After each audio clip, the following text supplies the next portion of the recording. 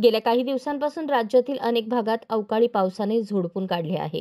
राज्यात ठिकठिकाणी गारपीट, अवकाळी पाऊस कोसळत आहे। वादळी वाऱ्यासह अनेक ठिकाणी पाऊस पडत आहे। हवामान विभागाने पुढील 3 दिवस राज्यात पाऊस पडणार असल्याचे म्हटले आहे। सध्या महाराष्ट्रात चक्राकार वाऱ्याची निर्मिती झाली आहे, त्यामुळे शेतीचे मोठे नुकसान झाले आहे। राज्यातील विविध भागांना अवकाळी पावसाचा तडाखा बसला आहे। सध्या मुंबईत सर्वत्र ढगाळ वातावरण आहे। मुंबईत आज तुरळक ठिकाणी पावसाच्या सरी कोसळण्याची शक्यता आहे, असा इशारा हवामान विभागाने दिलाय। मुंबईत मागील 4-5 दिवसांपासून ढगाळ वातावरण आहे। ठाणे, पालघर आणि रायगड जिल्ह्यांसाठी देखील पावसाचा इशारा देण्यात आलाय। रत्नागिरी जिल्ह्यात चक्रीवादळासारख्या वाऱ्याची निर्मिती झाली आहे।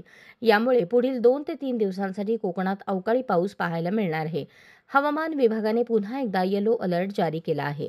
सध्या कोकणात सुरू असलेल्या अवकाळी पावसामुळे हापूस आंब्याचे मोठे नुकसान झाले आहे। 1 तासाच्या पावसामुळे तयार झालेले आंबे गळून पडले आहेत। अवकाळी पाऊस आणि ढगाळ हवामानामुळे आंब्यावर काळे डाग पडण्याची शक्यता आहे।